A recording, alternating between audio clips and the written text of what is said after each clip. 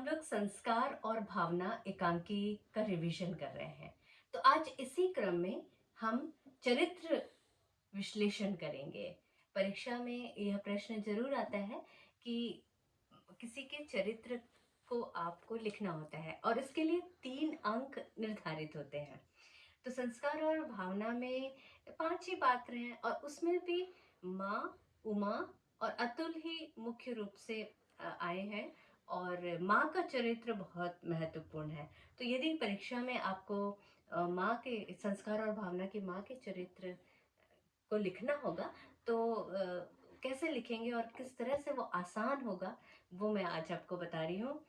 तो इस एकांकी की मुख्य पात्र जो हैं माँ हैं और माँ का संक्षिप्त परिचय आप यही देंगे कि वो मध्यम वर्गीय परिवार की हैं और रूढ़िगत संस्कारों वाली हैं, जो आप जानते ही हैं। तो यहाँ से आप अपना शुरू कर सकते हैं उत्तर लिखना। फिर आप माँ के चरित्र का विश्लेषण करने के लिए 3 बिंदु अ, बाँट सकते हैं। मतलब इन 3 बिंदुओं के आधार पे आप अपने उत्तर को और अच्छा बना सकते हैं। वो 3 बिंदु कौन-कौन से हैं? पहला, माँ का चरित्र मातृत्व के रूप में।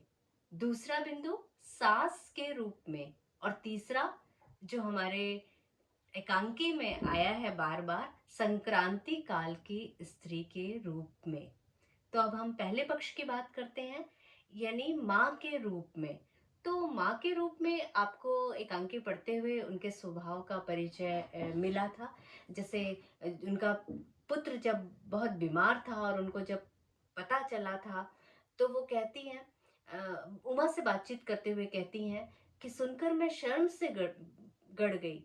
मेरा बेटा बीमार रहे और मुझे पता भी ना चले। बचपन में कभी खांसी भी हो जाती थी तो मैं सारा दिन कई दिनों तक न खाती थी न सोती थी।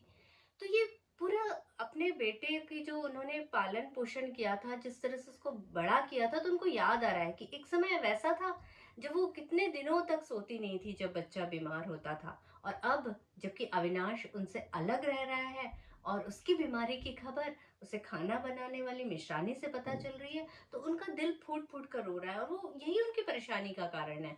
इसीलिए वो माँ के पास आई हैं। तो माँ के रूप में उनका चरित्र हम यहाँ पे कर सकते हैं। फिर और भी कुछ संवाद है जिसका मैं जिक्र करना चाहूंगी कि वो अपने पुत्र से बेहद प्यार करती है और उसकी बीमारी की बात सुनकर वो छटपटाती है।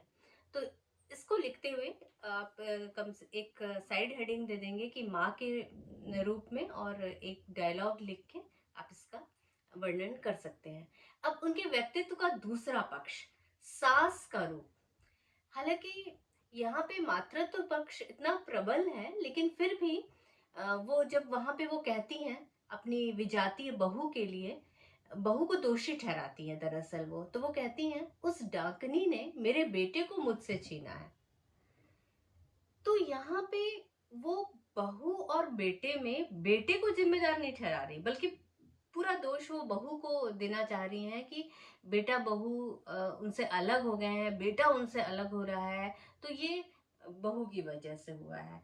तो सास के रूप में भी हम उसका वर्णन कर सकते हैं और वो किस प्रकार से विजातीय बहू को स्वीकार नहीं कर पा रही हैं, तो ये यहाँ पे लिखा जा सकता है।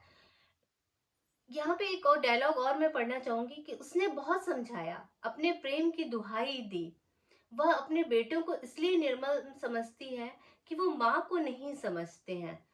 तो ये रूप यहाँ पे आप उसका लिख सकते हैं। तीसरा पक्ष जो उनका बहुत ही रेखांकित हुआ है पाठ में, वो एक माँ जो है वो पूरे संक्रांति युग की माँ का प्रतिनिधित्व कर रही हैं।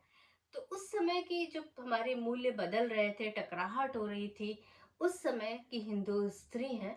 तो इस पक्ष को समझाने के लिए सबसे पहले तो आपको संक्रांति काल को समझना पड़ेगा कि संक्रांति काल है क्या।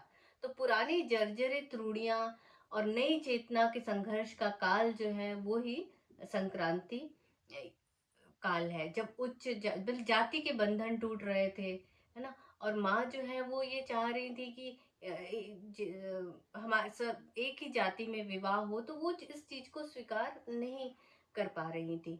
तो यहाँ पे हमें स्पष्ट करना पड़ेगा कि किस तरह से नई पीढ़ी प्रगतिशील है और वो जाति पाति और छुआछूत इन सब को नहीं मानती है, और इन बुराइयों को समूल रूप से नष्ट करने में अविनाश और अतुल किस प्रकार से मदद कर रहे हैं। तो वो जाति पाति के बंधन और कुलीनता की जो जंजीर है, उसमें जो माँ जकड़ी हुई है, उससे वो छटपटाती है। और ये छटपटाहट, ये एकांकी एक ऐसी एकांकी है जब माँ के अंदर का द्वंद जो है स्पष्ट हो रहा है। बाकी दूसरी एकांकी में देश प्रेम की समस्या है, संयुक्त परिवार को बचाने की समस्या है, लेकिन इस एकांकी में माँ के अंदर का जो द्वंद है वो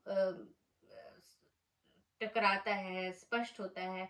और फिर जो वो कह रही है माँ, इसको आप जरूर कोट कीजिए, और जब भी आप चरित्र चित्रण कीजिए तो कम से कम एक डायलॉग, कोई भी एक डायलॉग एकांकी से कोट करना चाहिए।